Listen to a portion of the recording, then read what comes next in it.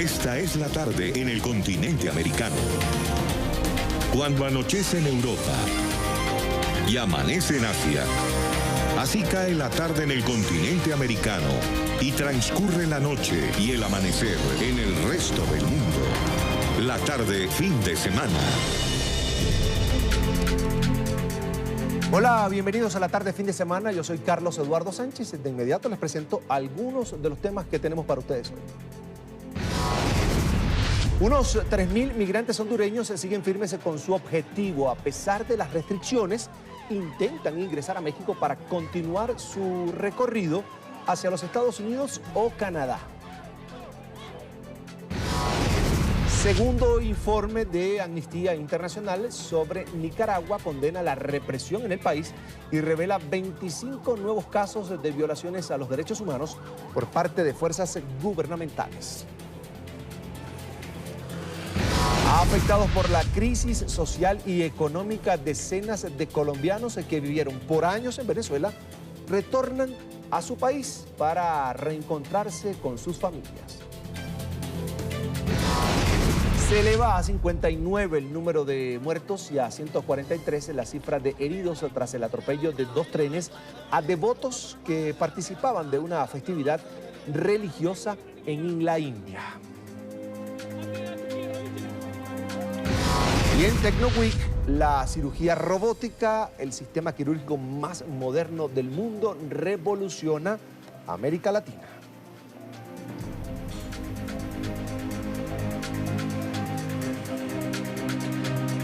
Como siempre, es un gusto acompañarlos a través de la señal de NTN 24, el canal de las Américas. Recuerde que estamos en Twitter, se pueden conectar con nosotros a través de @latardenTN24 y @CESánchezM. Es un gusto que nos acompañen, así comenzamos.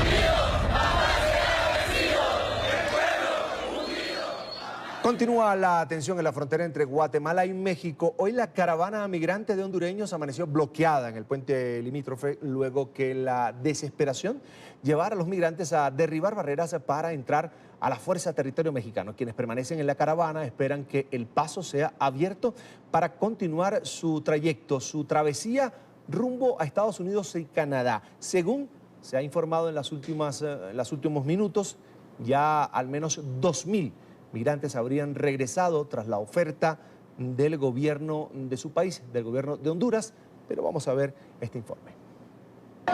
Entre la angustia y la desesperación transcurrió la noche para miles de migrantes. Llegar al puente que separa Guatemala de México fue solo el comienzo. A esperar a que Dios haga el milagro en tocarle el corazón al gobierno de México. Para que Él nos brinde ese permiso de poder entrar para tener un buen trabajo. Oficiales mexicanos repartieron agua y medicamentos. Dándole preferencia a los niños y a las mujeres embarazadas, van a pasar en forma controlada y les vamos a dar atención médica. Llegó el amanecer y la luz del sol dejó ver la multitud que espera cruzar a Ciudad Hidalgo. Conforme avanzan las horas, la incertidumbre aumenta. Algunos ya en territorio mexicano instan a sus connacionales a cruzar la frontera a través del río. El presidente Enrique Peña Nieto aseguró que mantendrán su apoyo a quienes ingresen al país respetando las leyes. México no permite ni permitirá el ingreso a su territorio de manera irregular y mucho menos de forma violenta. Vamos a revisar con detenimiento el recorrido que han realizado estos migrantes. Ellos partieron, allí lo vemos en pantalla, el sábado 13 de octubre desde San Pedro Sula, en Honduras. Caminaron hacia la población de Copán. A través del municipio de Aguacaliente cruzaron la frontera hacia Guatemala. Posteriormente pusieron rumbo a las poblaciones de Esequípulas y Chiquimula. Desde este punto pasaron a la capital, Ciudad de Guatemala, y desde Ciudad de Guatemala caminaron sobre el puente del río Suchiate, donde algunos lograron ingresar a la fuerza al Estado mexicano de Chiapas. Ya en territorio de México continúan con su objetivo de llegar finalmente a Estados Unidos o Canadá, que también pudiera ser un destino que pudiera ofrecerles una nueva vida y a sus hijos, por supuesto, escapar de la violencia que vive Centroamérica.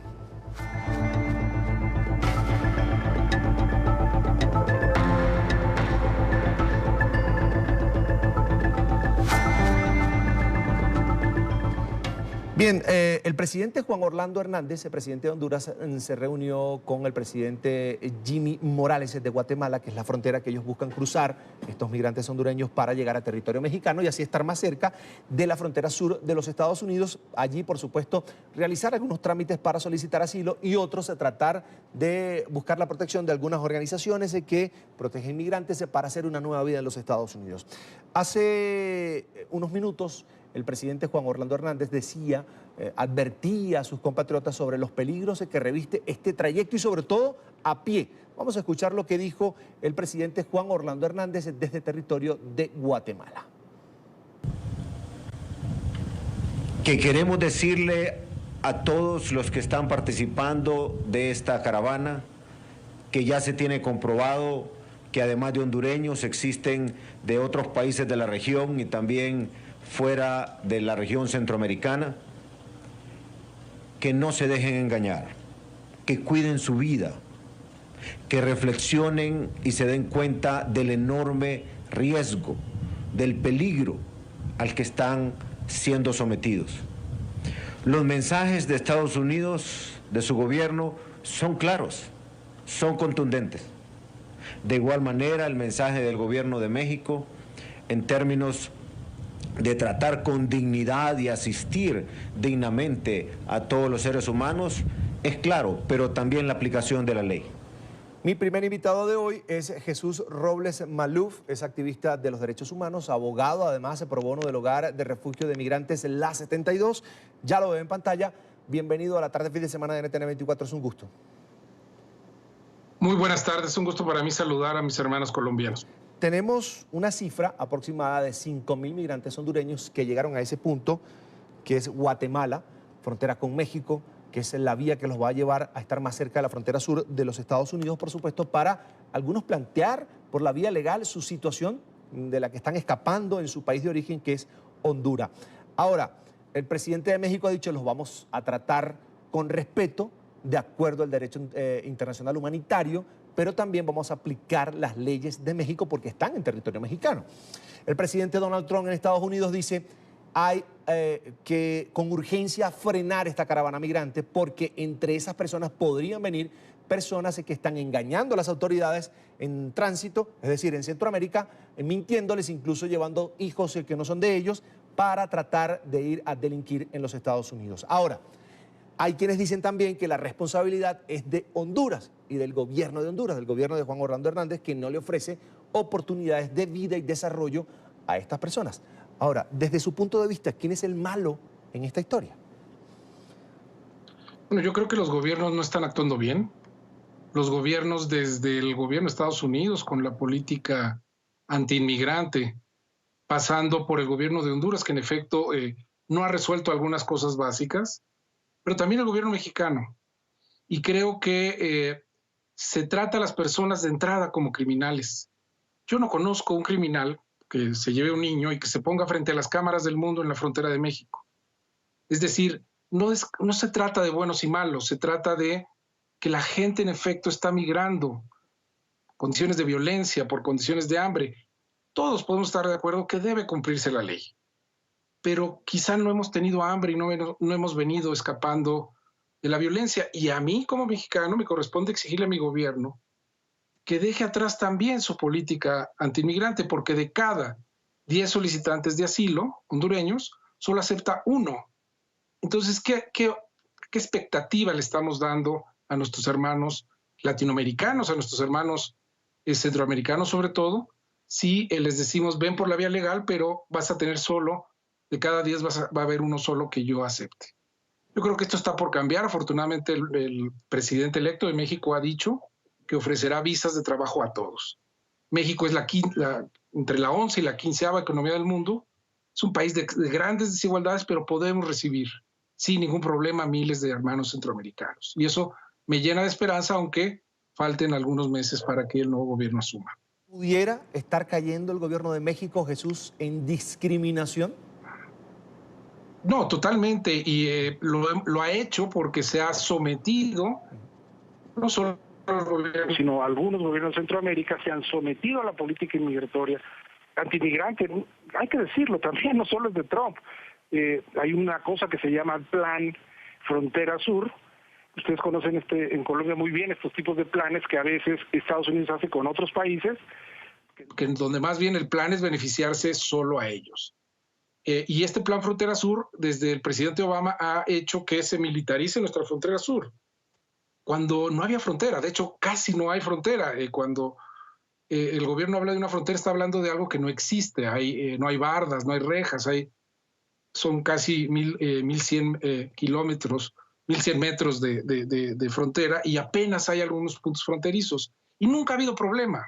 El tema de fondo es que ahora estamos al servicio del gobierno de Estados Unidos. Yo creo que inevitablemente es una potencia y va a fijar algunas reglas en la zona, pero con dignidad México puede exigir mínimamente el trato de derechos humanos que corresponde. Yo lo que exijo de mi gobierno es que tenga una actitud humanitaria, que en lugar de haber mandado policías, que fue un poco, si se fijan en las imágenes, allá en Colombia lo pueden ver, mandó a 100, a 200 antimotines. Realmente no tenía la intención de pararlos.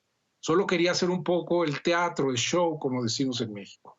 Dicho esto, creo que sí es un gobierno racista, pero también me duele decirlo. Y debo decirlo con toda honestidad, buena parte de nuestro pueblo también es racista, cuando somos prácticamente hermanos.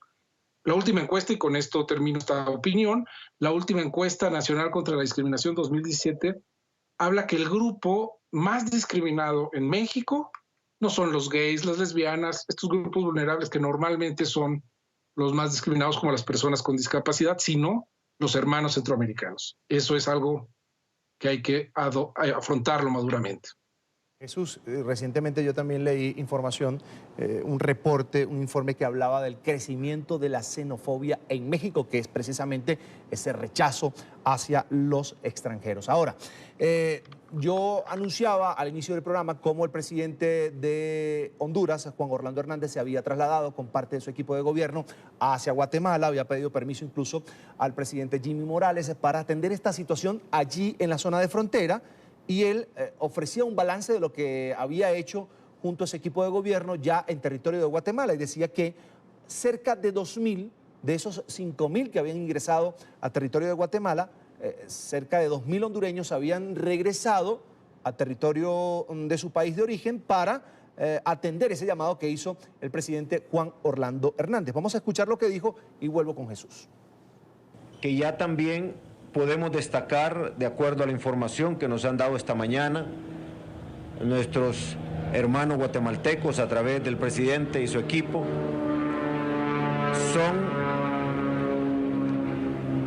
son alrededor de unas 1.900, 2.000 personas que entre ayer y hoy ya han retornado al país, a Honduras, y otros 486 en ruta.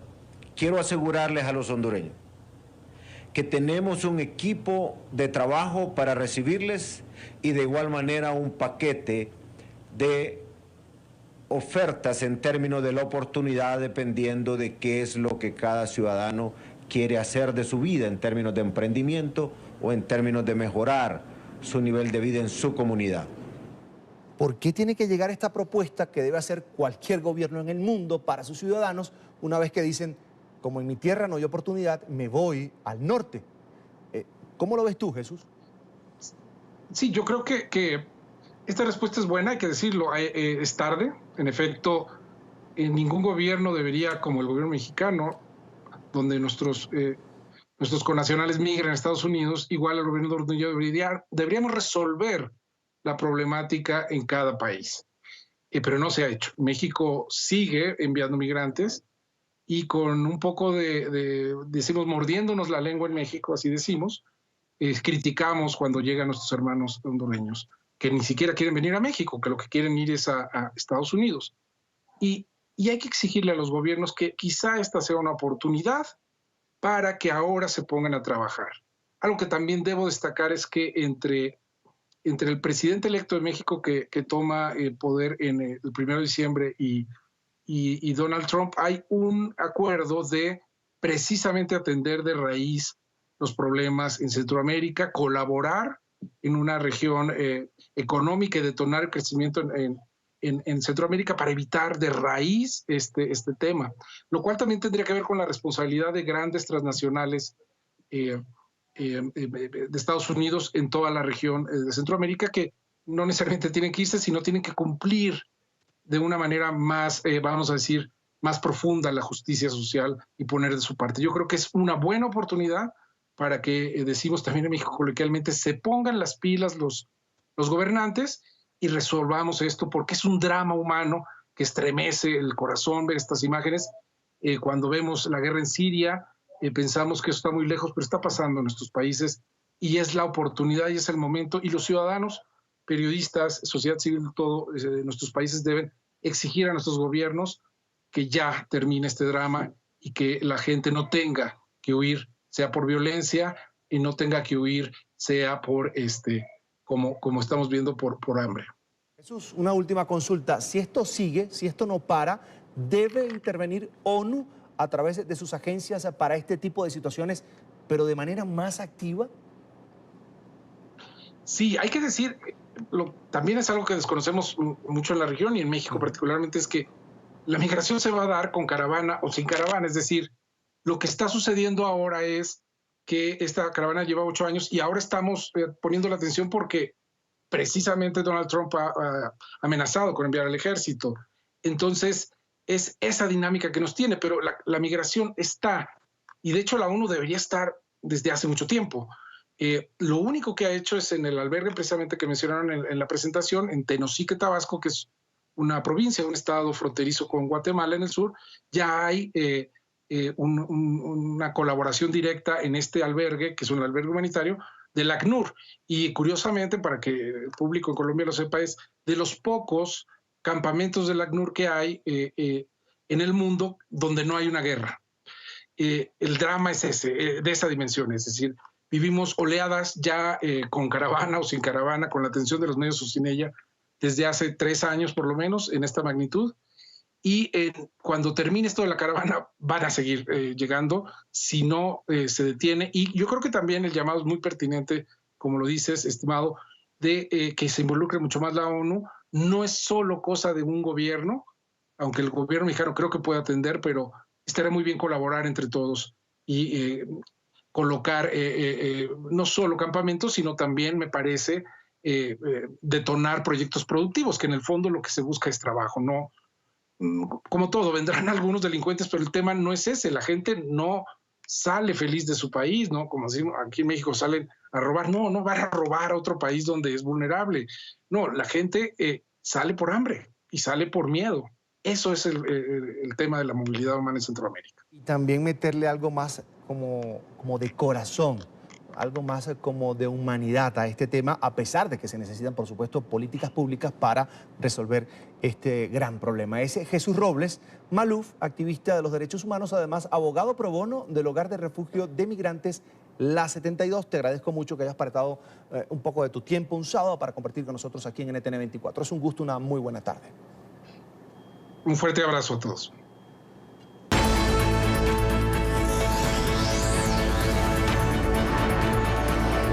La tarde, fin de semana.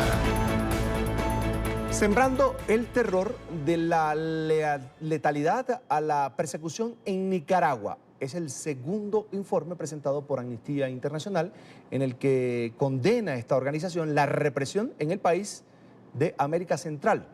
El escrito presentado en España esta semana revela 25 nuevos casos de violaciones a los derechos humanos, entre los que se encuentran torturas, detenciones arbitrarias, tratos inhumanos y degradantes y el uso indiscriminado de la fuerza por parte de organismos gubernamentales, de, por supuesto, esas fuerzas paramilitares que se han denunciado en territorio de Nicaragua, que estarían al servicio del partido de gobierno, que es el Frente Sandinista de Liberación Nacional, el partido del presidente Daniel Ortega y, por supuesto, de algunos seguidores mucho más radicales del presidente Daniel Ortega.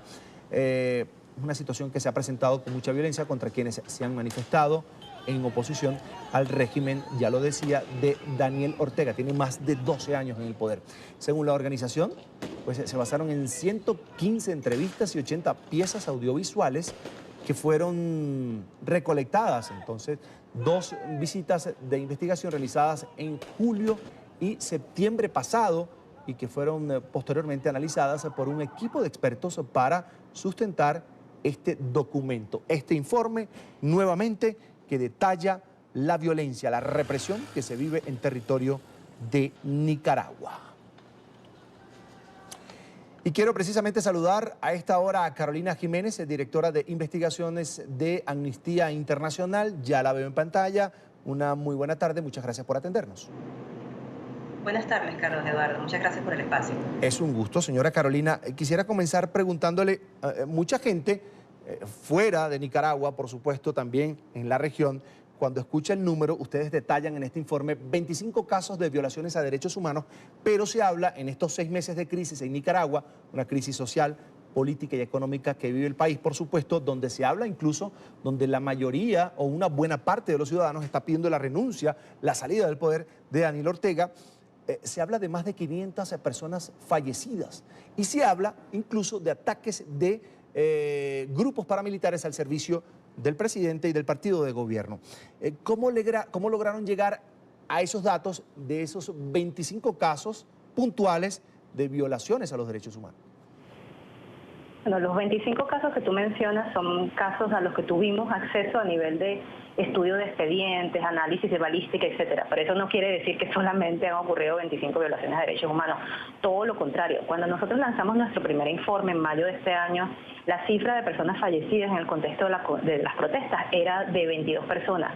Cuando cerramos el informe estamos manejando una cifra de aproximadamente 322 personas fallecidas, muchas de ellas fallecidas a manos de agentes del Estado o de grupos parapoliciales que actúan, en estos casos, en conjunto con las propias fuerzas de seguridad.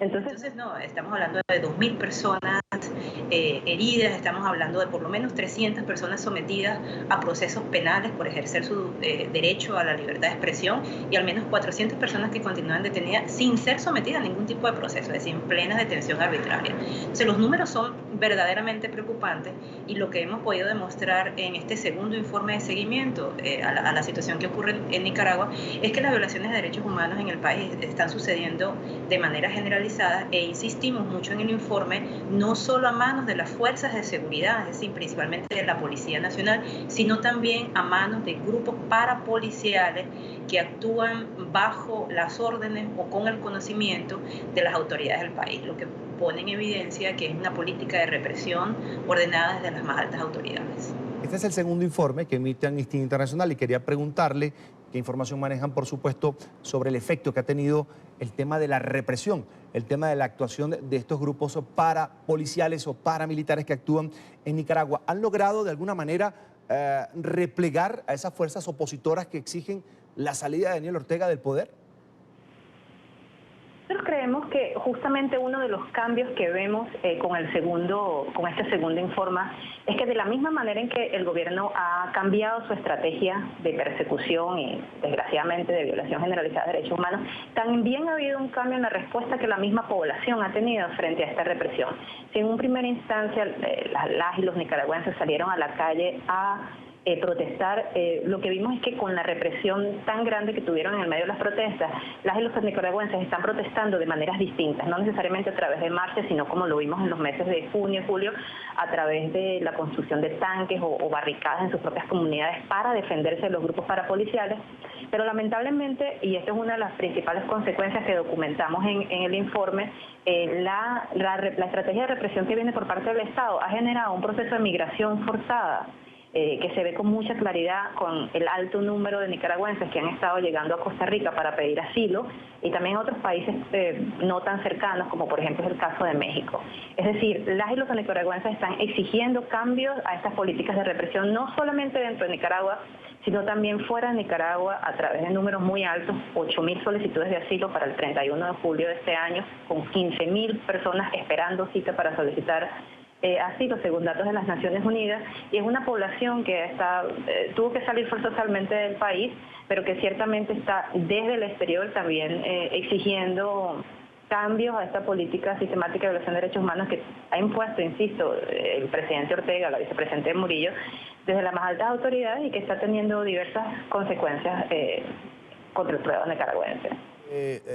Señora Carolina, en esta segunda etapa de cómo ha venido actuando el gobierno de Daniel Ortega frente a las manifestaciones antigubernamentales, se habla precisamente de esa etapa de persecución judicial, algo que pudiera resultar más letal para un ciudadano que el propio uso de la fuerza pública como tal, del arma de fuego, porque la gente puede esconderse, pero la gente siente en Nicaragua que no puede defenderse ante una acusación, por ejemplo, por terrorismo. Sí, en efecto, sí continúan, ¿no?, las instancias del uso excesivo de la fuerza, de potenciales ejecuciones extrajudiciales. Ya desde hace muchos años, obviamente, estábamos viendo esta problemática en relación a la falta de independencia del Poder Judicial.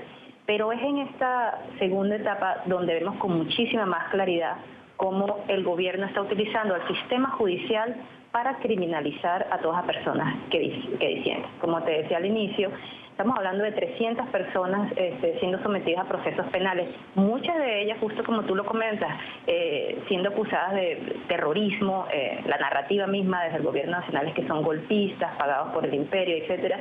Y esta narrativa criminaliza a las y los manifestantes, estudiantes, líderes sociales, defensores de derechos humanos en dos niveles. Uno, los estigmatiza a nivel social, ¿no? Acusa a toda persona que manifiesta o que se muestra en contra del gobierno de golpista y de terrorista. Y luego a nivel penal, justamente a través del uso indebido e injustificado de un sistema judicial que está sometido a los designios del Ejecutivo y que se usa para mantener a cientos de nicaragüenses privados de su libertad, exponiéndolos además a situaciones en donde se puede además ocurrir actos de tortura o de tratos crueles, inhumanos y degradantes. Y muchas de las entrevistas que tuvimos fuera de Nicaragua, con nicaragüenses en Costa Rica, era justamente por personas que tenían miedo a ser detenidas y posteriormente ser procesadas. Entonces, de acuerdo contigo con que esta etapa de persecución en donde se utiliza el sistema de justicia para encerrar a las voces disidentes, constituye un gran peligro y una gran situación de riesgo para muchas de las personas, especialmente los estudiantes y los defensores,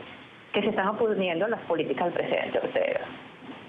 Bien, quiero agradecer a Carolina Jiménez, es la directora de investigaciones de Amnistía Internacional, por compartir estos minutos con nosotros aquí en la tarde, fin de semana de NTN 24. Señora Carolina, gracias. Gracias, Carlos. Es un gusto.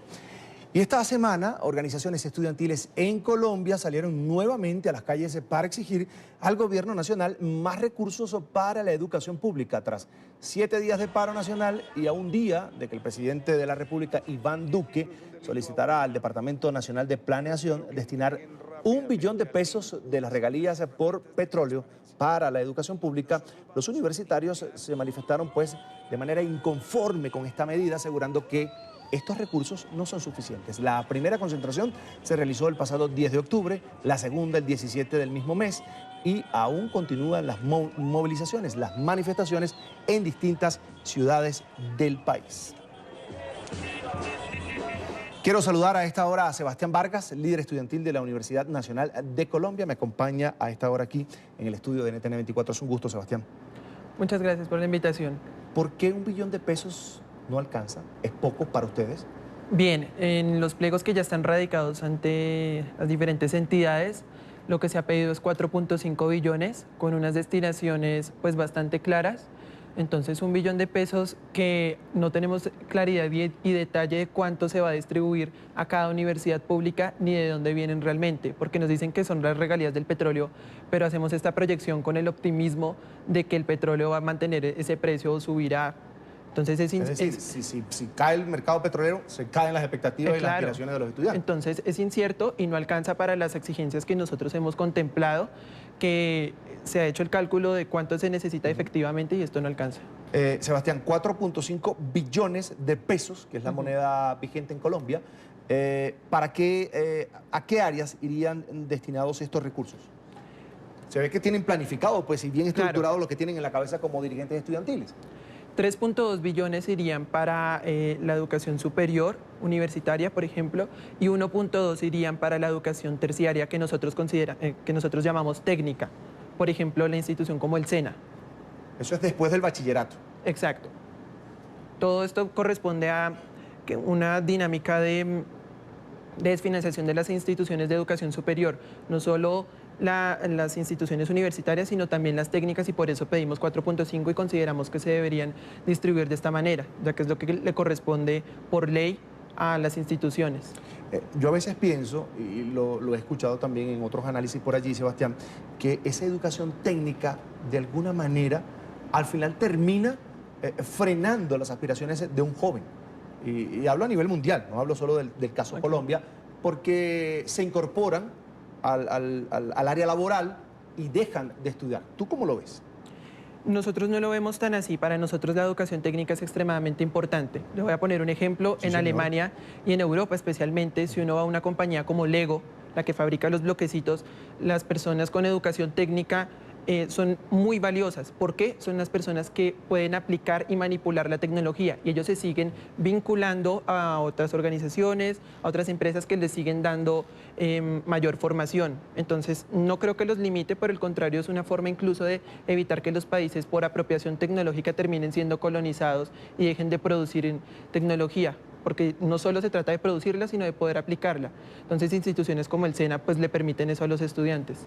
¿Tienen ustedes ahora mismo canal de comunicación directo con el gobierno del presidente Iván Duque, con el ministro de Educación, con las autoridades encargadas de desembolsar esos recursos que tanto necesita la educación pública en Colombia? A mí me gusta mucho esa pregunta y la respuesta es no, aunque nosotros en este momento podemos decir que estamos abiertos al diálogo y a hacer una mesa de negociación, porque este paro desafortunadamente no lo vamos a levantar próximamente. A pesar de que la ministra de Educación, María Victoria Angulo, ella sugirió en otras entrevistas que ella sí está abierta al diálogo, especialmente con rectores y con estudiantes, y que nos va a escuchar y que va a hacer propuestas. Y de hecho se han hecho estos intentos de acallar a la opinión pública con dar 1 billón, por ejemplo. Pero nosotros sí queremos que el presidente Iván Duque empiece a cumplir con muchas, incluso de sus promesas de campaña, que incluyen a la educación superior. Pero para eso nosotros queremos decirle que está abierto el diálogo, que queremos una mesa de negociación y que nosotros estamos dispuestos incluso a colaborar en el desarrollo de su programa de gobierno, que incluye políticas como, por ejemplo, la economía naranja. Y creo que ahí entramos. Sebastián, ¿es necesario, hace falta en Colombia crear, por ejemplo, más casas de estudio superior, más universidades, pero que sean públicas? ¿Eso hace falta o con lo que está bien? Hay una situación, y pongo un ejemplo como la Universidad Nacional. Sí. Efectivamente, nosotros estamos ofreciendo la mayor cobertura en educación superior del país. ¿Por qué? Porque tenemos sedes de presencia nacional. Entonces, la mayor cantidad de programas y de cobertura la tiene esta universidad. Sin embargo, para garantizar esta cobertura necesitamos más recursos, y para mantenerlos, porque no se trata solo del funcionamiento básico, sino de que los estudiantes permanezcan. Entonces, lo que necesitamos es más recursos para poder incluso expandir esa cobertura que él mismo está planteando con su programa que reemplazaría a Serpilo Paga, por ejemplo. Si el día de mañana el gobierno, la ministra de Educación, el presidente Iván Duque llama a la mesa, allí estará el movimiento estudiantil colombiano que está protestando. Claro.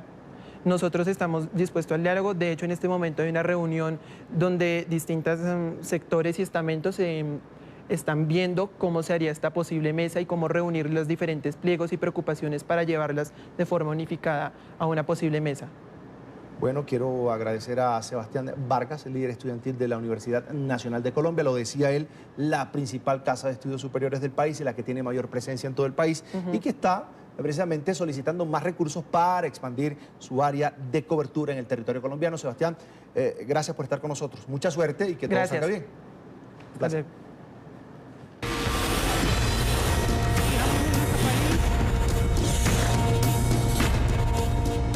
Y NTN 24 continúa acompañando a los migrantes y caminantes venezolanos que llegan a Colombia en busca de un mejor futuro. En la frontera hay decenas de colombianos que vivieron por años en el vecino país y que hoy retornan para reencontrarse con sus familias. Son los colombianos afectados por la crisis social y económica por la que atraviesa Venezuela. Nuestro enviado especial a la zona de frontera, Carlos Arturo Albino, tiene toda la información. Carlos, una muy buena tarde. Amigos de la tarde, saludo desde el Puente Internacional Simón Bolívar. Estamos a 28 grados centígrados. Miren, quiero mostrarles, las personas, los venezolanos, siguen saliendo de Venezuela, siguen escapando de la difícil situación del hambre, de la falta de oportunidades. A esta hora es la cantidad de personas que están intentando ingresar. Incluso hay ahorita un guardia nacional nos está fotografiando. Ya es costumbre por parte de la Guardia Nacional venezolana grabar, enfocar el tema de los periodistas, tomarle una foto. Sin embargo, nosotros estamos en territorio de libertad, podríamos decirlo de esa manera, en territorio colombiano, y podemos hacer nuestro trabajo. Es lo que pueden ver ustedes, las autoridades colombianas están chequeando todos los documentos para dar ingreso a los venezolanos quienes están escapando de la difícil situación que se vive en Venezuela. Pero no solamente son venezolanos, los colombianos que llevan más de 20 años viviendo en Venezuela, hoy también escapan. Conocimos la historia de Raquel, una mujer que tiene 3 hijos. Lamentablemente tuvo que dejar a 2 en Caracas y una iba con ella de 1 año. Hoy va a reiniciar su vida nuevamente en Bogotá. Raquel viene cansada, desesperada, ha sacado fuerza para llevar a su hija de 1 año y medio en sus hombros. Están escapando del hambre. Esta mujer es colombiana y llevaba 25 años viviendo en Venezuela. Y la niña se me le bajó la tensión. ¿Qué síntomas tenía? Se me puso pálida, se me puso amarilla. De repente así se me cayó. Ha logrado cruzar y lo primero que hace es pedir a la Cruz Roja colombiana, atención, su bebé no está bien por falta de comida. Mira, si no me lo vas a creer, hay veces que no tenía nada para darle a mis hijos en un día completo. De verdad, de corazón. Es la principal razón de haber escapado de Venezuela, pero se siente incompleta. Dejó a sus otros 2 hijos en Caracas. Ella es muy dulce, quiere mucho a su hermana. De verdad que los extraño mucho, los amo. Te veo muy sentimental. Son mi vida, claro. Tengo partido el alma y no es fácil. Raquel nació en el Atlántico hace 30 años. Hoy volverá a reiniciar su vida en Bogotá. Quiere trabajar para reunir dinero y nuevamente reunirse con sus hijos. Es lo que estamos acostumbrados, la Guardia Nacional amedrentando siempre a la prensa, tratando de registrar lo que hacemos. Sin embargo, estamos en territorio libre, en territorio colombiano. Esta es la cantidad de personas que siguen escapando de la difícil situación que sigue en Venezuela. Estamos en territorio colombiano, territorio venezolano. Allá es la barbarie, la falta de derechos humanos, y ellos llegan acá a territorio de libertad. Es la información que tenemos, el Puente Internacional Simón Bolívar, los enviados especiales, Orlando Bulla, Carlos Arturo Albino, para la tarde de NTN 24. Carlos, muchas gracias por ese completo reporte desde la zona de frontera con Venezuela. Seguimos en Colombia porque a esta hora avanzan en las principales ciudades del país manifestaciones promovidas por sectores políticos y sociales para rechazar la violencia contra los menores, contra los niños. La más grande se concentra en la Plaza de Bolívar en Bogotá, en la capital colombiana, y ahí está Alejandro Arteaga, periodista en NTN 24. Alejandro, buena tarde.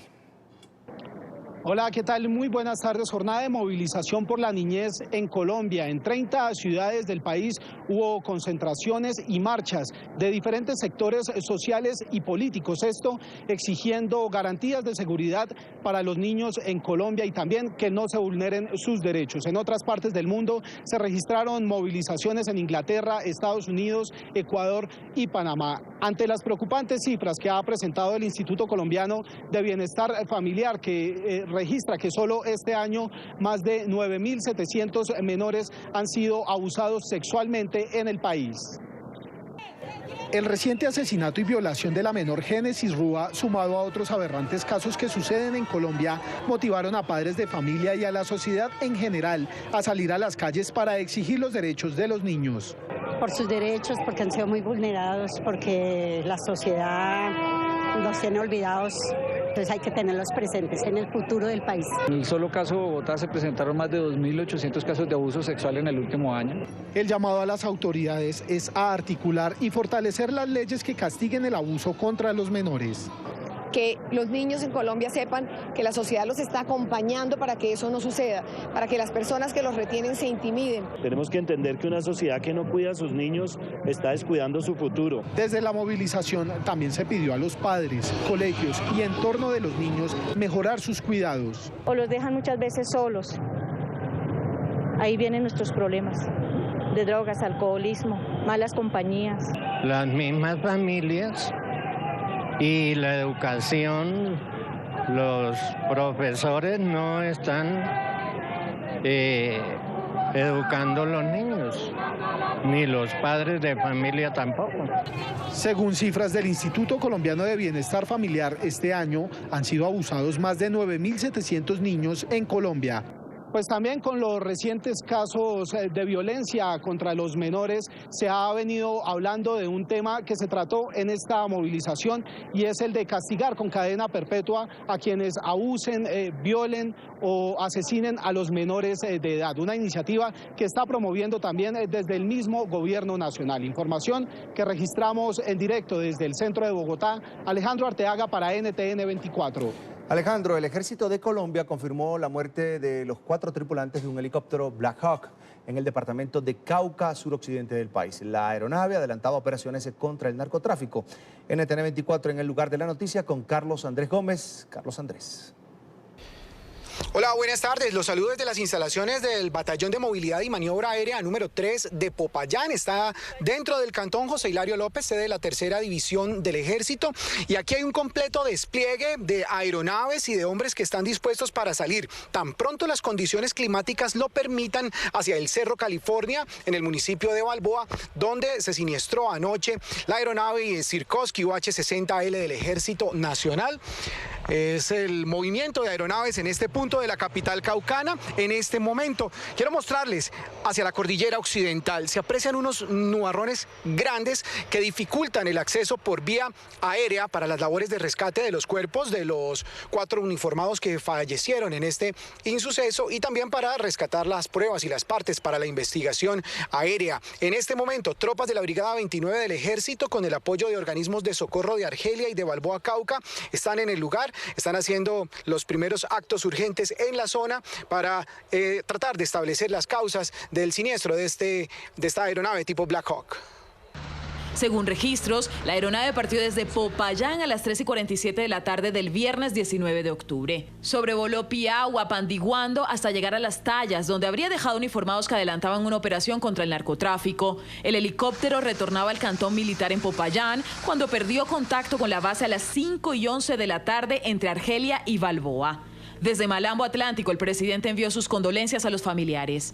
Expresé mi sentido de solidaridad y espero llamar a cada una de sus esposas y sus madres.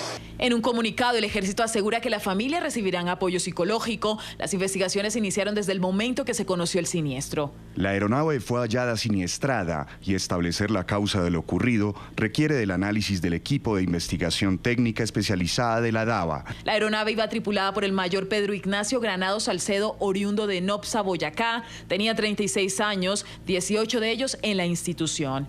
El capitán Exxon David Quintero Sánchez nació en el Carmen de Atrato, Chocó. Con 30 años llevaba 13 de ellos en el ejército.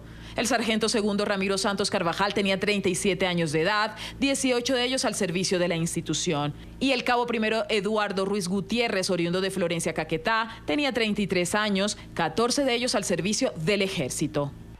Esta mañana llegaron al aeropuerto Guillermo León Valencia de Popayán. Ustedes alcanzan a ver allá al fondo la torre de control, 2 aeronaves tipo Hércules C-130 de la Fuerza Aérea, al parecer con personal para fortalecer las labores de rescate y de llegada hasta el Cerro California en jurisdicción de Balboa Cauca. Aquí permanecen todo tipo de aeronaves dispuestas, listas para salir hacia la zona para adelantar esas labores de rescate.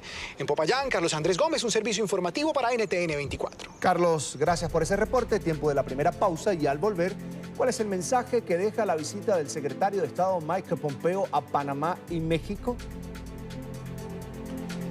Y más adelante conversamos con el eurodiputado español José Ignacio Salafranca sobre las garantías de los presos políticos y la crisis en Venezuela. Ya venimos con esto y más aquí en la tarde fin de semana. Ya regresamos con la tarde fin de semana.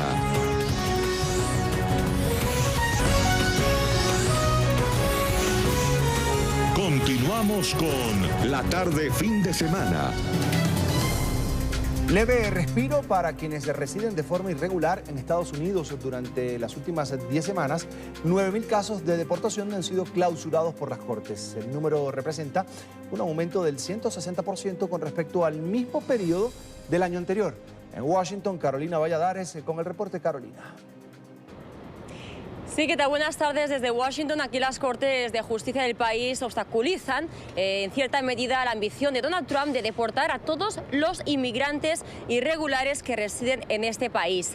Para que se hagan una idea, la cifra de la que hablabais, 9.000 deportaciones que han sido cerradas en las últimas semanas, supone un 160% de aumento de los casos concluidos. Además, para tener referencias, hablamos de que en el mes de julio solamente cerca de 3.000 casos fueron cerrados. En el mes de agosto ya hablamos de 6.000 casi los casos que fueron concluidos.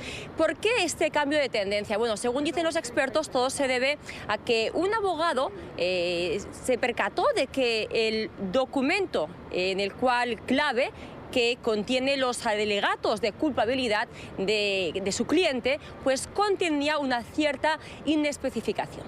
La Corte Suprema se fijó que esos documentos los estaba preparando el Departamento de Seguridad de una forma defectuosa.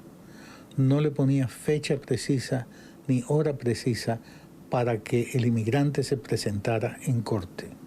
Entonces declaró ese documento defectuoso en ese sentido y después de esa decisión de la Corte Suprema, miles de casos fueron presentados ante los tribunales para tratar de eliminar órdenes de deportación. Algunos jueces decidieron los casos favorablemente a los inmigrantes, otros jueces no, porque no tenían claro cuáles eran las consecuencias lógicas de la decisión de la Corte Suprema, hasta que Sessions metió su cuchara. Sin embargo, al margen de este cambio de tendencia que podría existir y de este aumento de los casos de deportaciones que han sido concluidos, los abogados advierten de que aquí en Estados Unidos la justicia no es independiente del gobierno. El meollo del problema que hay con los litigios de inmigración es que los jueces de inmigración, tanto los del Tribunal de Primera Instancia como los de Apelación de Inmigración, no son independientes del Ejecutivo. Son empleados del Departamento de Justicia, son empleados del fiscal general, que es el fiscal general más anti-inmigrante que ha visto los Estados Unidos. Y hasta que el Congreso no remedie ese problema y declare a los jueces de inmigración independientes del Ejecutivo, no vamos a ver justicia en este país.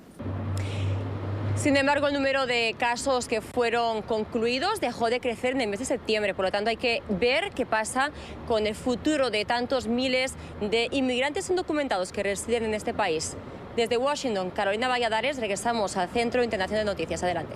Carolina, gracias. Una muy buena tarde para ti, por supuesto, en la capital de los Estados Unidos. Y Mike Pompeo, el secretario de Estado de los Estados Unidos, visitó Panamá y México. El pasado jueves se realizó su primera parada en Panamá, donde se reunió en el Palacio de las Garzas con el presidente Juan Carlos Varela, la vicepresidenta y canciller Isabel de Saint-Malo, para hablar sobre la crisis en Venezuela y Nicaragua, crisis social, política y económica. También durante su visita a México abordó el tema de la crisis migratoria. Pompeo pidió en este caso al secretario de Relaciones Exteriores mexicano, Luis Videgaray, que detuviera en su país la caravana de hondureños que se dirige a la Unión Americana. En su recorrido también alertó sobre las inversiones de China en la región. Y para hablar de este tema quiero saludar al internacionalista Arturo Duplancher. Ya lo veo en pantalla. Una muy buena tarde. Bienvenido a NTN 24. Hola, muchas gracias por la invitación. Un gusto estar contigo y con tu auditorio, Carlos. Es un gusto, bienvenido. Arturo, esta pequeña gira corta del secretario Pompeo es un abreboque a lo que pudiera ser una gira también del presidente Donald Trump.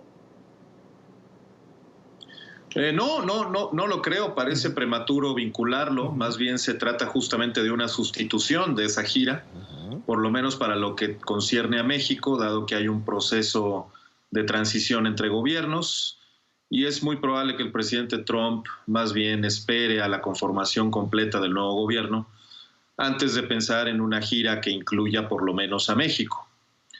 Además, pues se da en un contexto muy específico y muy concreto que en lo que a México se refiere, pues hizo plantear mucho más los temas relacionados con Centroamérica y la migración que estamos viendo en estos días, sobre otros muchos temas de la relación bilateral, ¿no? Cuando va el secretario Pompeo, se le planta al secretario Videgaray y le dice, oye, ayúdame a detener esta caravana de migrantes hondureños que va rumbo a los Estados Unidos. Es también, de alguna manera, enviándole un mensaje al nuevo gobierno mexicano que va a asumir en diciembre, y es que no va a permitir el ingreso de manera irregular de centroamericanos a Estados Unidos. Hablo del gobierno del presidente Donald Trump. ¿Le está enviando de alguna manera un mensaje al gobierno de AMLO? Bueno, hay varios mensajes, ¿no? Uno de los mensajes más importantes es interno. Tiene que ver con las próximas elecciones de noviembre en Estados Unidos. Para los republicanos es crucial utilizar esta oportunidad para enviar mensajes importantes a sus constituencies y a advertir de esta supuesta invasión centroamericana a México y Estados Unidos para atizar el miedo y lograr atraer atención sobre sus planteamientos electorales. No les estaba yendo tan bien frente a la posible pérdida de la mayoría en la Cámara de Representantes, y esta es una tabla de salvación. Ahora bien, por otro lado, es evidente que sí hay mensajes internacionales relevantes, tanto para este gobierno como para el próximo, y creo que tiene que ver con equilibrar la agenda bilateral. No solamente es comercio, parece que nos está diciendo Pompeo, y hay temas cruciales de la agenda migratoria y de seguridad que realmente no se han abordado hacia el futuro. Parece que la parte comercial se resolvió, o por lo menos se superó temporalmente con el nuevo instrumento, pero eso es apenas uno de los muchos temas de la agenda bilateral. Por ejemplo, ya yéndonos un poquito más a los temas que tienen que ver con Venezuela y Nicaragua, habló de esta crisis o de las crisis que se vive tanto en Venezuela como en Nicaragua con el presidente de Panamá, Juan Carlos Varela. ¿Está de alguna manera el gobierno de Estados Unidos reforzando sus relaciones, sus aliados en la región, ante pues, lo que ha sido su posición dura, crítica, frente al gobierno de Nicolás Maduro, por ejemplo, en Venezuela? Ya vamos a hablar de Nicaragua, donde ya se habla de más de 500 personas fallecidas en medio de manifestaciones antigubernamentales que iniciaron hace exactamente 6 meses. Sí, claro, los Estados Unidos están preocupados por la forma en que estos dos temas han venido gravitando en la agenda pública latinoamericana vis-a-vis otros eventualmente más urgentes, pero por lo menos para otras áreas de América Latina, claramente para Centroamérica y México el tema migrante, pero le preocupa desde luego los cambios de gobierno y los efectos que los cambios de gobierno pueden tener sobre las posiciones que algunos países han defendido. Claramente habrá una revisión de lo que México vino haciendo en el Grupo de Lima a partir del nuevo gobierno. El nuevo canciller, quien será el nuevo secretario de Relaciones, ha dado ciertas seguridades de continuidad, pero no necesariamente las que terminarían convenciendo a Washington de que la habrá en casi todo. Y por otro lado, también es cierto que hay una presencia de los Estados Unidos desdibujándose en todo el continente a partir de una presencia cada vez mayor de otras potencias. Es el caso clarísimo de China, y me parece que también tiene que ver con ir reafirmando ese liderazgo a una contracorriente de un Trump poco interesado en asuntos latinoamericanos, ¿no? Precisamente uno de los temas que alertó el secretario Pompeo en esta visita relámpago a América Latina fue precisamente el peligro que reviste las inversiones, la influencia que tiene China en la región. ¿Ese como para alarmarse? En el caso de los Estados Unidos, lo que tiene China, por ejemplo, en Bolivia, en Venezuela, tal vez en Ecuador, no lo tengo muy claro, pero tal vez en Ecuador, que era un grupo de países aliado de alguna manera del gobierno chino, ¿es como para preocuparse? Bueno, de la perspectiva de Estados Unidos, desde luego que es para preocuparse, porque es una potencia claramente con capacidades de convertirle, o por lo menos de disputarle la hegemonía a Estados Unidos. no es homogénea para todos los países. La inversión en países como México y otros no es tan significativa, por lo menos la inversión china. Y sin embargo, su presencia en muchos órdenes, también en el orden político, diplomático, pues desde luego que les resulta amenazante a unos Estados Unidos que están enarbolando una serie de principios y criterios que los han alejado muchísimo de los, digamos, más cercanos a la cooperación con América Latina, de la ayuda internacional, de la cooperación con organismos internacionales, de la ayuda para el desarrollo. Por lo tanto, pues claro que es de preocuparse. Tampoco es que estén haciendo mucho para recuperar esa presencia perdida o en vías de ser perdida de los Estados Unidos. Por ahora no ha pasado mucho del discurso a la acción. Bien, quiero agradecer a Arturo Duplancher, internacionalista, por compartir estos minutos con nosotros aquí en la tarde fin de semana. Fue un gusto, una muy buena tarde, por supuesto. No, el gusto es mío, gracias. Hasta la próxima. Y escuchen esto, brujas estadounidenses lanzarán esta noche un conjuro contra el polémico juez de la Corte Suprema, Brett Kavanaugh, acusado de acoso sexual. ¿Por qué lo hacen? Dicen sentir rabia, por eso aseguran que con esto solo buscan hacer justicia. Ritual para embrujar a Brett Kavanaugh. Ese es el llamativo nombre del evento convocado por Catalan Books, una librería de ocultismo ubicada en el distrito de Brooklyn, en la ciudad de Nueva York. Las organizadoras del encuentro afirman sentirse enojadas luego de que el Senado aprobara la nominación del juez que fue acusado de cometer abuso sexual por varias mujeres durante la década de los 80. Hay mucha rabia en la comunidad después de la audiencia de la doctora Ford y la confirmación de Kavanaugh. Queríamos darle a la gente la oportunidad de participar en un poco de acción directa a través de la espiritualidad con nosotros. A través de su página de Facebook convocaron el evento que será público y tendrá lugar hoy a las 6 de la tarde, hora local. Al menos 16,000 personas se han mostrado a favor de la iniciativa en la red social. El mensaje es contundente. Por favor, únase a nosotros para un hechizo público contra Brett Kavanaugh, contra todos los violadores y el patriarcado en general que los envalentona, recompensa y protege. Estamos abrazando las verdaderas raíces de la brujería como la magia de los pobres, los oprimidos y desposeídos, y su historia como la única arma, el único medio de exigir justicia disponible para aquellos de nosotros que hemos sido agraviados por hombres como él. Serán 2 sesiones de brujería contra el juez de la máxima corte, en donde se llevarán a cabo una serie de ritos con el objetivo de maldecir a Kavanaugh. Esta no es la primera vez que Catalan Books alberga un evento de este tipo. En el año 2017, la librería realizó varias sesiones de hechizos contra el presidente Donald Trump. Por su parte, algunos creyentes expresaron su preocupación y programaron jornadas de oración a favor de Kavanaugh a la misma hora del hechizo. Aunque el ingreso a la librería es gratuito para quienes deseen asistir, las organizadoras recaudarán fondos que serán donados a obras de caridad. Y cientos de familias mexicanas que acuden al Servicio Médico Forense de Jalisco aún mantienen la esperanza de encontrar a sus seres queridos entre los 322 cuerpos que fueron hallados en contenedores frigoríficos abandonados. Cientos de familias mexicanas acuden al Servicio Médico Forense CEMEFO de Jalisco con la esperanza de encontrar a sus seres queridos entre los 322 cuerpos hallados en contenedores frigoríficos abandonados. Desde el pasado 21 de septiembre, días después de que se conociera la existencia de los tráilers, cientos de personas llegan al CEMEFO donde son recibidas por el fuerte olor a descomposición. El proceso de identificación de los cuerpos anunciado por el gobierno estatal tras el escándalo no ha sido lo eficiente que las familias necesitan y por el contrario estas deben realizar inacabables trámites y visitas a otras dependencias que complican aún más la recuperación de los restos de sus seres queridos. Y seguimos buscando y seguimos yendo a preguntar, viniendo a preguntar aquí también y nunca nos decían que tuvieran alguna respuesta ni nada.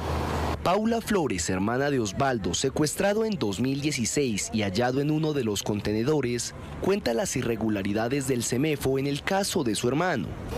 Ni siquiera saben dónde está el cuerpo de mi hermano.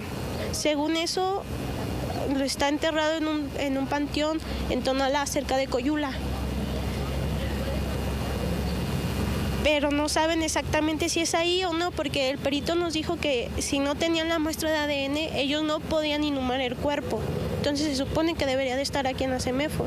El director del Instituto Jalisciense de Ciencias Forenses, Carlos Barba, al que pertenece el CEMEFO, aceptó el que la dependencia mantuvo grandes irregularidades en el tratamiento de los cadáveres y la integración de sus carpetas de identificación. La dependencia tenía un rezago de 3 años en la generación de dictámenes. Dejó de tomar las huellas dactilares durante 1 año. Los aparatos para pruebas genéticas no operaban al 100% y había falta de control en el ingreso de los cuerpos a los que no se asignaba un número de identificación. Y así vamos a la segunda pausa. Ya regresamos con más temas aquí en La Tarde Fin de Semana en Twitter, @latardenetn24 y @CESánchezN. Ya regresamos con La Tarde Fin de Semana.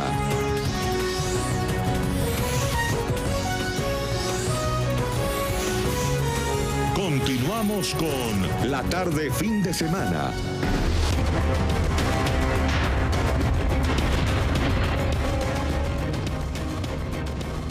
En Colombia, la Jurisdicción Especial para la Paz autorizó viajar a Venezuela a Rodrigo Granda, ex líder de la antigua guerrilla de las FARC. Granda, quien era considerado el canciller de esta organización criminal, supuestamente estaría en el nororiente venezolano por razones humanitarias. Diputados a la Asamblea Nacional alertan sobre el peligro de esta visita. En Caracas está Oliver Fernández con el informe. Supuestamente, Rodrigo Granda ya se encuentra en el estado Guárico y viajó por el principal paso fronterizo entre ambos países, el puente internacional Simón Bolívar. ¿Por qué tiene que estar en el estado Guárico? ¿Qué razón existe para que esté en el estado Guárico? Antes decían que estaba protegido por Rodríguez Chacín y que tenía algunas fincas, que tenía inversiones en el estado Guárico. Esto es muy llamativo e inquieta, porque una persona de esa naturaleza y de ese calibre no va a venir aquí de turismo. Vendrá porque viene a hacer un asesoramiento político al gobierno de Maduro o por cualquier tipo de actividad. El diputado William Dávila exhortó a las autoridades que administran el Tratado de Paz en Colombia a hacerle seguimiento a la visita, ya que no puede realizar actividades políticas ni económicas dentro del territorio venezolano. Porque llegan aquí a Venezuela, llegan aquí como que si fuera esto el patio de su casa, a realizar actividades políticas o incluso actividades económicas sin ningún tipo de transparencia. De manera tal de que yo alerto pues la presencia de Rodrigo Granda aquí, porque no tiene sentido que se encuentre en el estado Guárico cuando allí es una gobernación que es importante, pero ahí no está el centro del poder. Advertí a los organismos internacionales, al Parlasur que sacó un comunicado, Parlamérica, Parlatino, a la OEA, a las Naciones Unidas, porque se trata de una escalada de ataques contra la Asamblea Nacional y contra mí en lo particular, que ya no solamente me confiscan el pasaporte, me impiden salir por el aeropuerto de Maiquetía con mi propio pasaporte, sino que ya me ponen como una especie de amenaza latente en donde cualquier persona pudiera agredirme en virtud de las acusaciones. Mientras tanto, el presidente del Parlamento del Mercosur, Tomás Vitar, realizó un llamado al gobierno de Nicolás Maduro a garantizar la vida del diputado William Dávila. Es la información que manejamos desde Caracas. Continúen con más en nuestro Centro Internacional de Noticias. Y más de 400 presos políticos en Venezuela no tienen garantías de vida desde sus centros de reclusión. Muchos de ellos han denunciado torturas físicas y psicológicas. Otro panorama que deben enfrentar los presos de conciencia es que no son debidamente procesados ante los tribunales de la República y en algunos casos no tienen ni siquiera el derecho a la defensa. Familiares de los detenidos han manifestado que desconfían del sistema judicial venezolano y lo más grave, que temen por la integridad, seguridad y la vida de estas personas. Me acompaña a esta hora desde Bruselas José Ignacio Salafranca, eurodiputado del Partido Popular de España. Es un gusto tenerlo con nosotros. Bienvenido a NTN 24. Encantado, como siempre, de estar con ustedes en NTN 24 horas. Bienvenido. ¿Cree que la liberación, por ejemplo, de Laurent Saleh se dio en un momento oportuno para el gobierno de Nicolás Maduro, justo cuando el foco internacional estaba concentrado en el presunto suicidio o tal vez asesinato del concejal venezolano Fernando Albán, un reconocido opositor también? Pues sí, parece evidente que la liberación del señor Saleh responde al clamor internacional que se ha producido con motivo de la desaparición del concejal de Primero Justicia en condiciones muy extrañas. Este acto, que forma parte de una estrategia ya conocida por determinados regímenes, que consiste en detener arbitrariamente a personas que son inocentes y después proponer su liberación como si fuese un acto gracioso, cuando en realidad es un acto de estricta justicia. Las condiciones del caso del señor Saleh son absolutamente alucinantes, en el sentido de que ha permanecido 4 años en prisión, no ha sido acusado ni conducido nunca ante un tribunal. Su madre ha estado esperándole en la puerta del helicoide y ha salido en condiciones pues muy particulares de esta prisión y conducido a España, prácticamente sin documentación. Y aunque la liberación de una persona inocente siempre es un motivo de satisfacción, lo que no podemos caer es en la trampa de la complacencia, sino que tenemos que encontrar una solución definitiva para la situación de Venezuela, y que lo que le ha pasado al señor Saleh y les está pasando a otras personas acabe ya y esta pesadilla termine y podamos realmente intentar que el pueblo venezolano vuelva a tomar la palabra, las riendas de su futuro, y cese la grave violación y el desconocimiento de los derechos humanos en Venezuela. Diputado, ¿qué cree usted, por ejemplo, que pasó con el concejal opositor Fernando Albán? Bueno, yo creo que está bastante claro que una persona que llega a Caracas, procedente de Nueva York, que es inmediatamente detenida y llevada a la sede de los servicios de inteligencia bolivariana y que muere en las circunstancias y con las explicaciones que se ha dado. Hemos oído también explicaciones dadas por los antiguos responsables de la morgue de Caracas, y desde luego esta versión no se sostiene por ningún lado y es rechazada por sus familiares, por sus amigos y por sus compañeros políticos, y produce realmente una enorme indignación que este tipo de cosas estén sucediendo en un país como es Venezuela, que afectan ya a demasiadas personas, y por lo tanto creo que ha llegado el momento de decir basta. Y ha habido un clamor internacional que desde luego ha producido, entre otras cosas, que el gobierno proceda a tratar de dar la impresión de que es magnánimo, cuando en realidad no es, como he dicho, ninguna gestión, ninguna concesión graciosa sin un derecho. Pero desde luego, ¿quién va a responder por la muerte de estas personas? ¿Quién va a responder por el tiempo que el señor Saleh ha permanecido injusta y arbitrariamente en prisión durante 4 años? ¿Y cuántas personas se encuentran en la misma situación? Usted, diputado, nominó a Loren Saleta al premio Sájarov y ha seguido de cerca su actividad política. También su partido tuvo la oportunidad de comunicarse con él ya estando en territorio español. ¿Qué les dijo Loren? Bueno, pues las informaciones que nos ha transmitido son el cautiverio tan terrible que ha pasado, la situación de la que ha sido víctima, las torturas que ha padecido. Y bueno, es decir, todo el que conozca mínimamente la situación por la que han atravesado los presos políticos en Venezuela, pues conoce muy bien las cosas y las penalidades que estas personas han padecido. Yo he leído el libro de Leopoldo López, prologado por Felipe González, y uno puede hacerse ya una idea perfectamente válida de las condiciones en las que se encuentran, donde sus derechos son sistemáticamente desconocidos, vulnerados, ultrajados. Y yo llevo siempre en mi iPad como icono de mi iPad precisamente la cara abierta, la frente abierta de Juan Requesens, que siempre digo que es una metáfora, su cara partida de lo que está pasando en Venezuela, ¿no?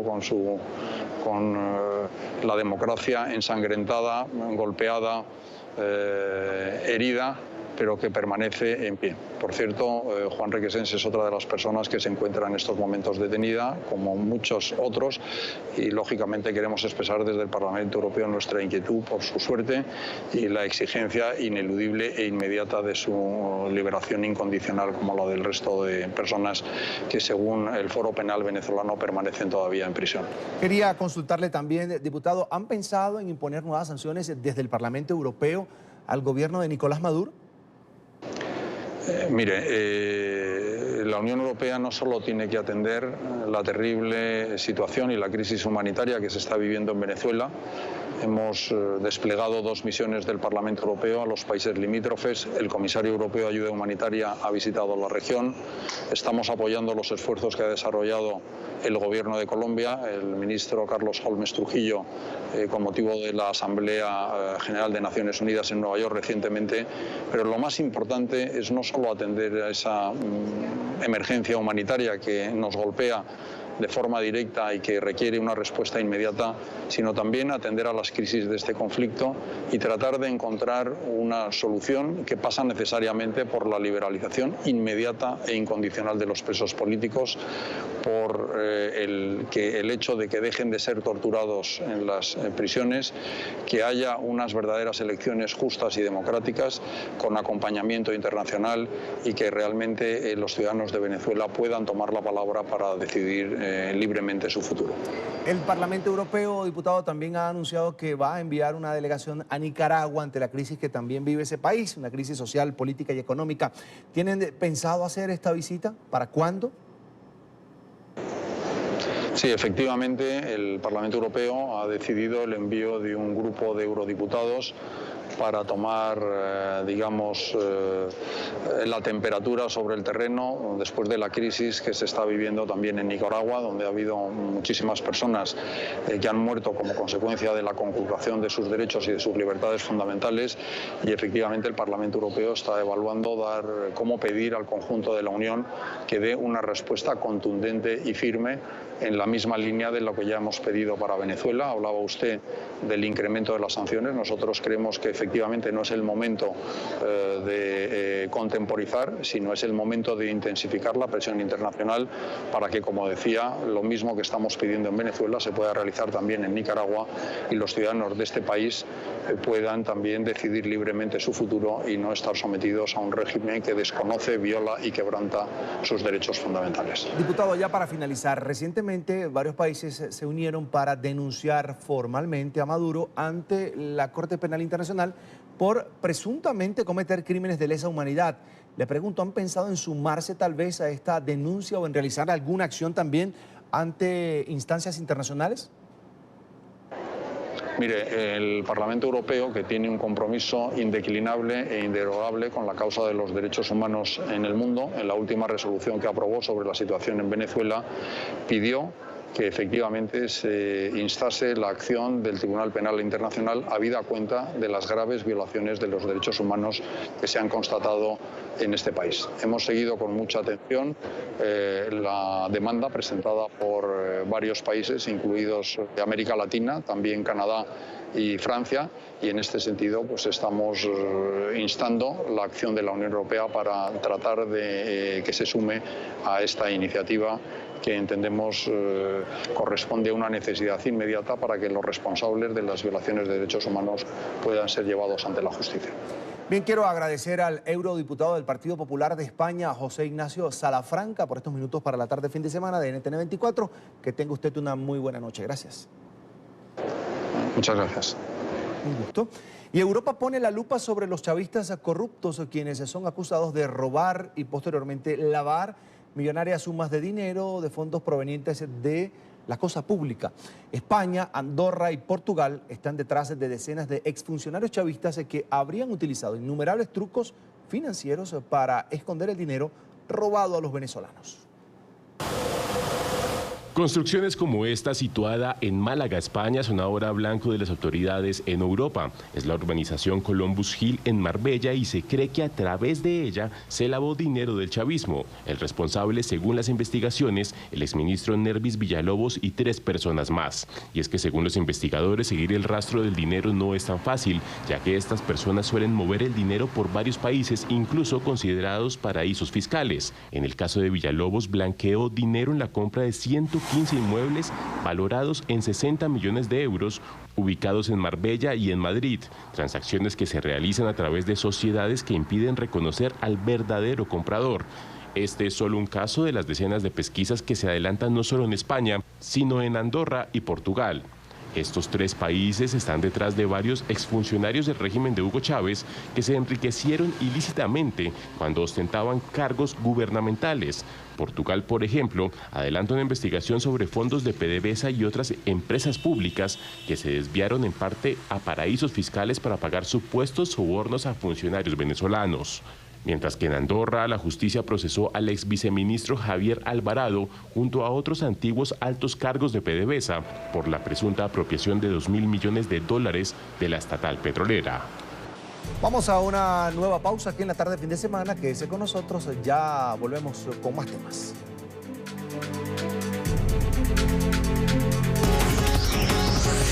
Ya regresamos con la tarde fin de semana.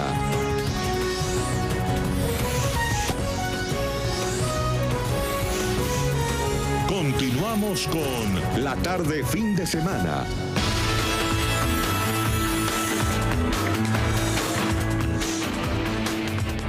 Revisamos a esta hora otras noticias del mundo. Hoy comenzamos en India, donde aumentó a 59 el número de muertes y a 143 la cifra de heridos tras el atropello de dos trenes a devotos que participaban de una festividad religiosa. La tragedia ocurrió en el estado de Punjab mientras celebraban la ceremonia hindú de Dussehra, en la que, según las creencias, se queman efigies de demonios para hacer prevalecer el bien sobre el mal, y mientras se encontraban cerca de las vías del ferrocarril, recibieron los impactos de manera casi simultánea de los trenes que venían a una alta velocidad.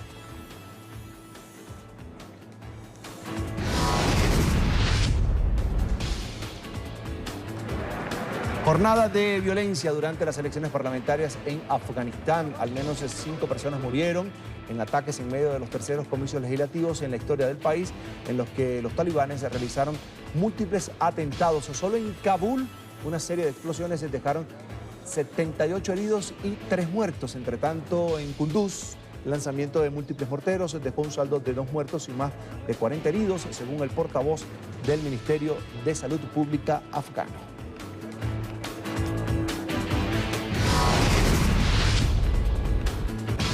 Y miles de personas se movilizaron en Taiwán en oposición al control chino, a la voz de consignas como no a la anexión y Taiwán no China proclamaron su absoluta independencia de Pekín.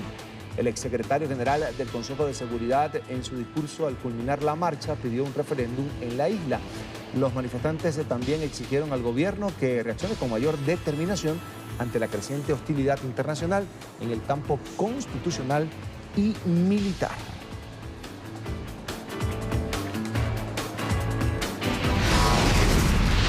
Por primera vez, Europa lanzó una misión espacial a Mercurio junto a la agencia espacial japonesa JAXA.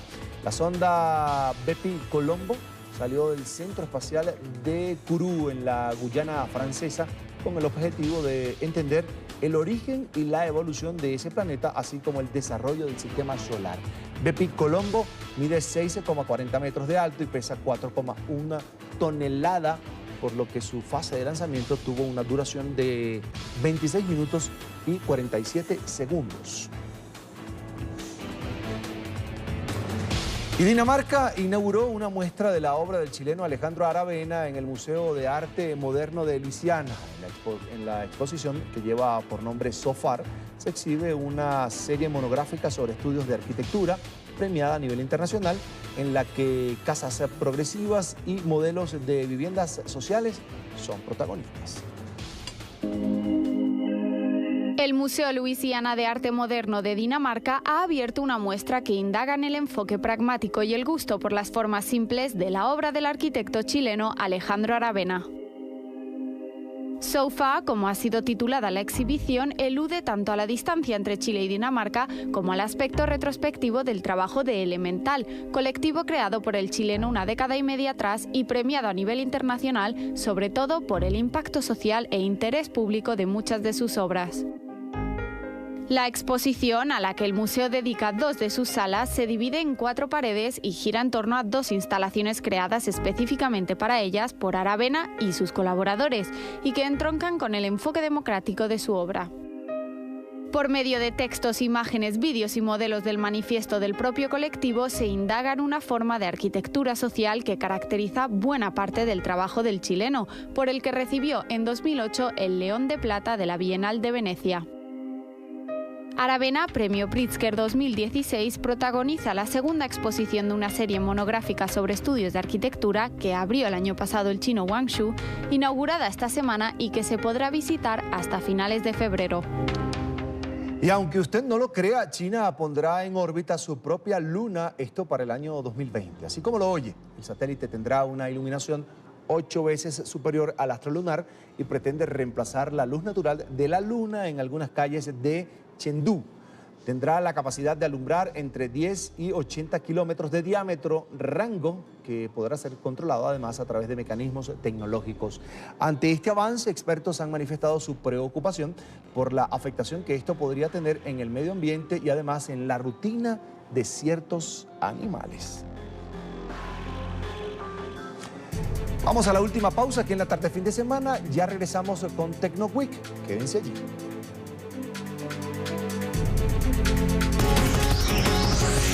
Ya regresamos con la tarde fin de semana.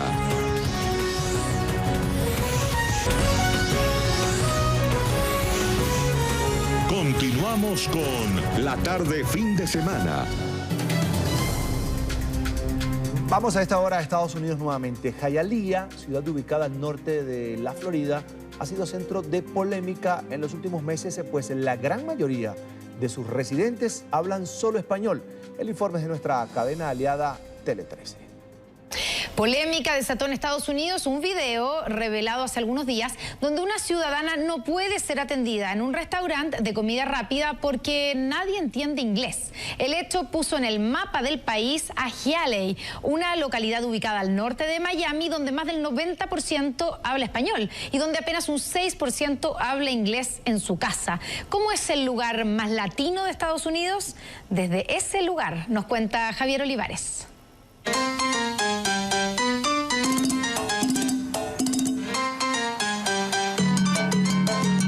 Hasta hace unos días, en Estados Unidos, poco se sabía de Hialeah, la sexta ciudad más poblada de Florida, con poco más de 230,000 habitantes y una población latina cercana al 96%, según el último censo. Una ciudad a escasos 15 minutos de las paradisíacas playas de arenas blancas de Miami Beach. Una ciudad sin palmeras por todos lados, sin grandes centros comerciales, pero con la población hispanohablante más importante en el sudeste del país. Okay, but I want to order food. No, hay nadie que hable inglés. ¿Te puedes mover, por favor? Pero fue un video compartido por Alexandria Montgomery en el que se ve a una empleada de este Taco Bell que luego fue despedida, negándose a atenderla porque nadie hablaba inglés en el lugar. La secuencia de poco más de 3 minutos fue la que sacó a esta ciudad del anonimato y la puso en el centro de los noticieros internacionales. So you can't take my order. You won't understand what I'm saying? One woman's frustrating trip through the drive-thru has gone viral on social media. If you've been in South Florida more than a few minutes, you've been around people whose first language is not English. Pero ¿cómo es la única ciudad de Estados Unidos donde se necesita solo el español para vivir, trabajar o moverse en ella? Al punto de ser una de las ciudades menos diversas de Estados Unidos por origen étnico y donde además la mayoría de sus residentes son fervientes simpatizantes del Partido Republicano del presidente Donald Trump. Si en otras ciudades de Estados Unidos los hispanos están en pequeños grupos, aquí son el centro de todo.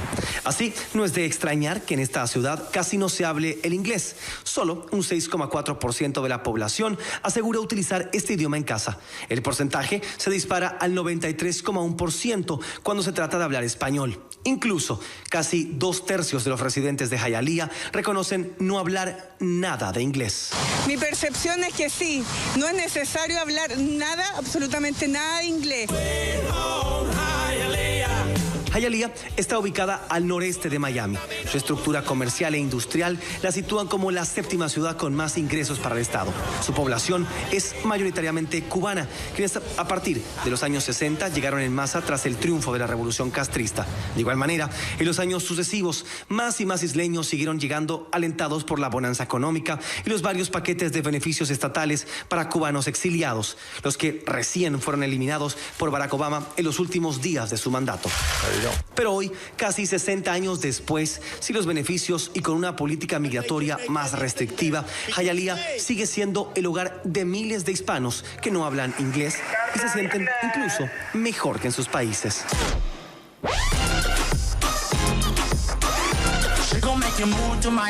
Es el caso de George Rivers, chileno que lleva 26 años viviendo en Estados Unidos y asegura que aquí las oportunidades para personas mayores son únicas.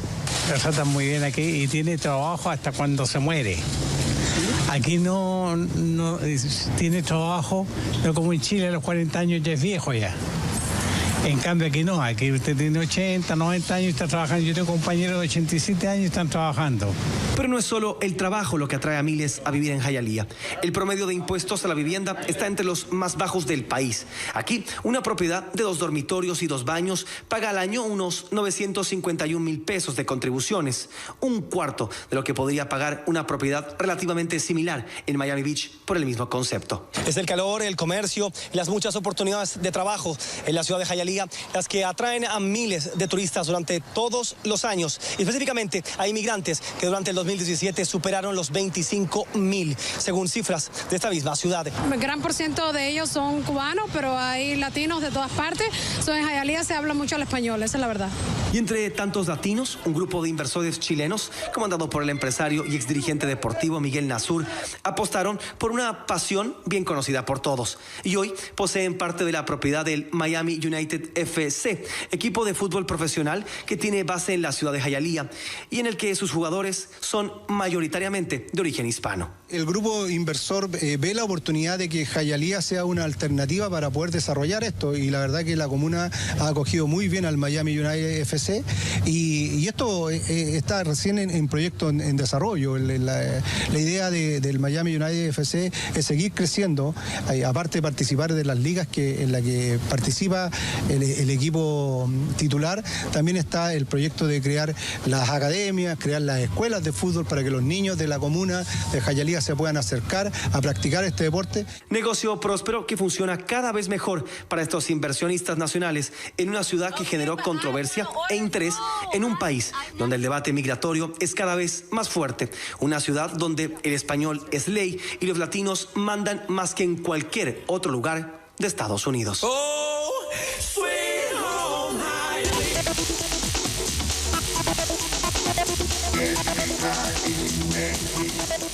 La cirugía robótica es el sistema quirúrgico más moderno del mundo. Este método consiste en la asistencia de Da Vinci, un robot que es controlado por el cirujano al momento de la operación y básicamente replica los movimientos de la mano humana con mayor precisión, mientras una cámara al interior del cuerpo le permite al especialista tener imágenes tridimensionales altamente ampliadas en tiempo real. Este aporte de la ciencia a la salud está beneficiando a millones de pacientes en todo el mundo. Entre sus beneficios se encuentra una recuperación más rápida, menor riesgo de infección, las incisiones son más pequeñas, la pérdida de sangre es mínima y el éxito de la intervención es mucho mayor.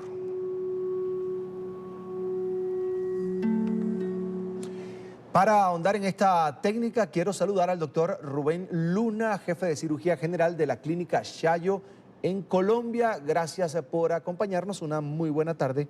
Bienvenido a NTN 24. Buenas tardes. Doctor, gracias. Bienvenido. ¿Cuántas intervenciones han realizado en la clínica utilizando esta técnica? En la clínica llevamos aproximadamente 120 intervenciones con el sistema Da Vinci XI. Desde que llegó a la institución, que fue en agosto del 2016. Hemos intervenido pacientes con patologías de diferentes tipos de especialidades. Por ejemplo, urología, coloproctología, cirugía general, ginecología y cirugía cardiovascular. Ahora, doctor, ¿cómo funciona este método en cada una de las áreas de la salud? Claro. Empecemos por en la especialidad en las que más se han hecho es en urología, y eso pasa exactamente igual en el resto del mundo. Es donde más desarrollo se ha realizado con el sistema robótico. En urología se operan tumores de la próstata, de los riñones, de la vejiga y así como vaciamientos ganglionares que toca hacer en este tipo de procedimientos para que los pacientes tengan muy buenos resultados.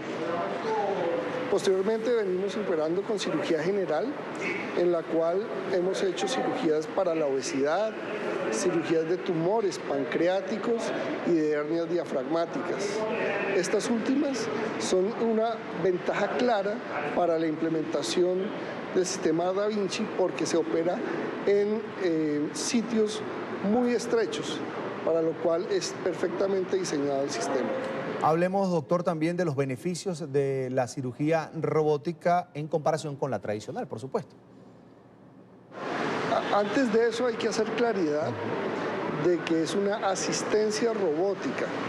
No es un robot como uno se lo imagina en las películas, que uno le dice haga esta cirugía y él la va a hacer. No, el sistema robótico es una ayuda para el cirujano y ayuda al cirujano en varios puntos. Primero, la precisión. Todos los seres humanos tenemos cierto temblor cuando vamos a realizar operaciones finas con las manos. El sistema Da Vinci lo que hace es eliminar totalmente el temblor de las manos, logrando muchísimo más precisión.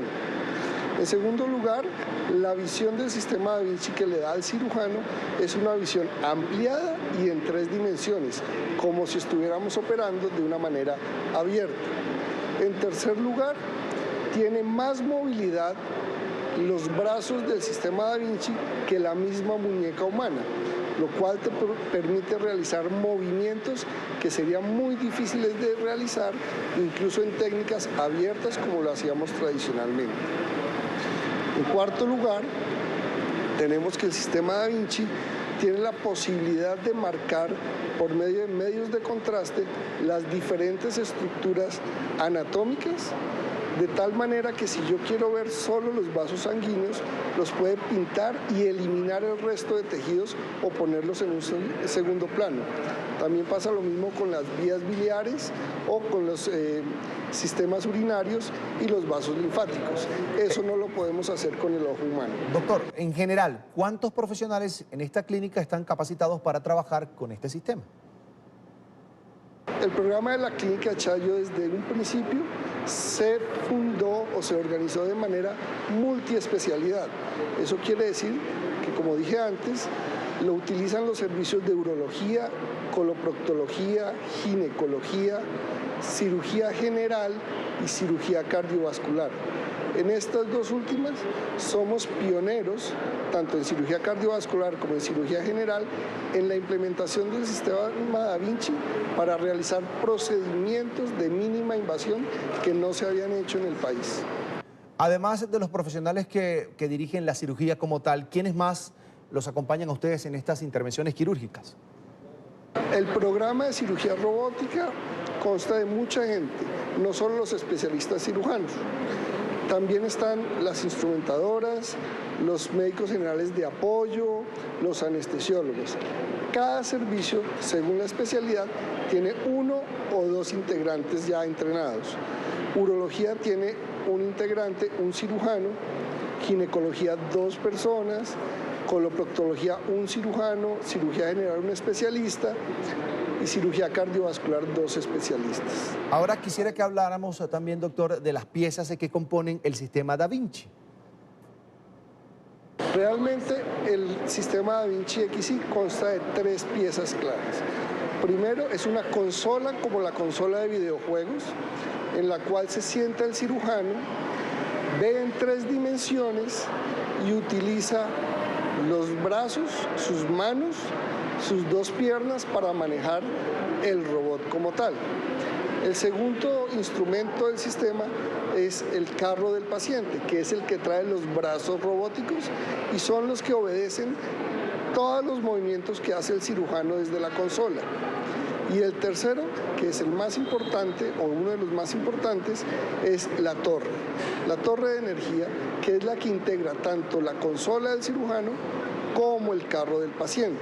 En ella tenemos el video, tenemos los diferentes tipos de energía que podemos utilizar y se puede grabar, además de realizar cortes especiales.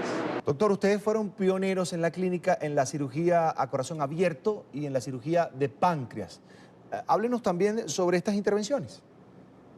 El sistema robótico en Colombia llegó hace aproximadamente 7 años, ¿sí? Con los primeros robots que teníamos en esa época.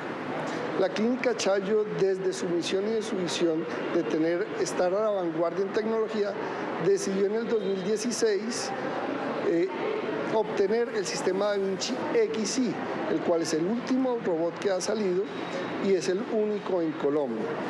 En ese momento, al tener esa herramienta de última tecnología, se pudieron hacer cirugías de corazón que antes debían hacerse de modo abierto, como cambios de válvulas mitrales. De la misma manera, en cirugía general se realizaron cirugías del páncreas, o se han realizado cirugías del páncreas, que en ningún sitio en Colombia se han podido realizar de esta manera. Fíjese, recientemente en México se implementó la cirugía robótica para tratar una enfermedad tan compleja como la endometriosis. Y le pregunto, ¿se puede tratar cualquier tipo de patología, cualquier enfermedad con este método? Realmente el sistema robótico se puede emplear en cualquier patología quirúrgica del abdomen.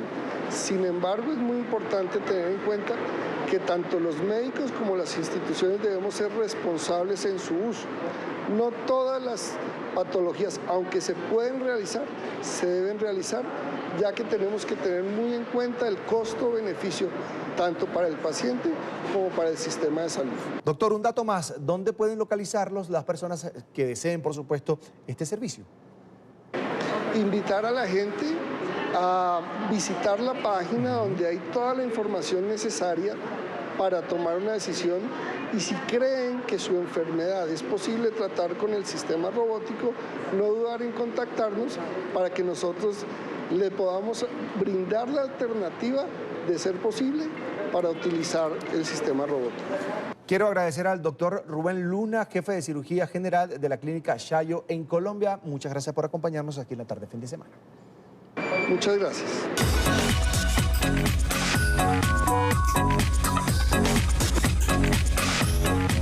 Revisamos lo más trinado esta semana. El pico rojo se convirtió en un símbolo de protesta en Nicaragua tras el arresto de 15 mujeres que se pintaron los labios de rojo frente a los policías que las habían arrestado por protestar en contra del gobierno. Miles de usuarios compartieron imágenes en sus redes sociales como un gesto de solidaridad y para manifestar su descontento con el régimen de Daniel Ortega.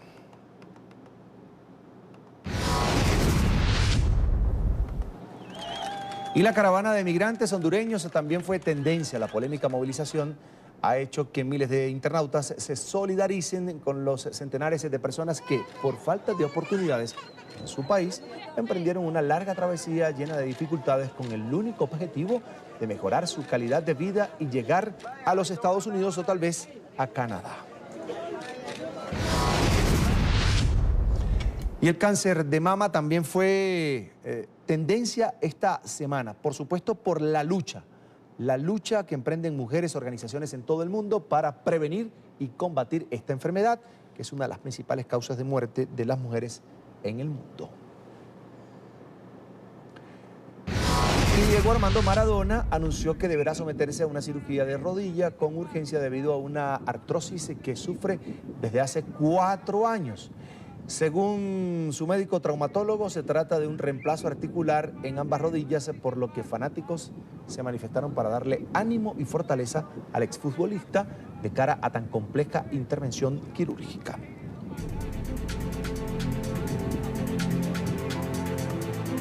Así llegamos al final. Recuerde seguirnos en Twitter, estamos como @latardenetn24 y @CESánchezM. Hoy los dejo con Imposible de Luis Fonsi con Ozuna. La canción fue subida a YouTube hace 2 días y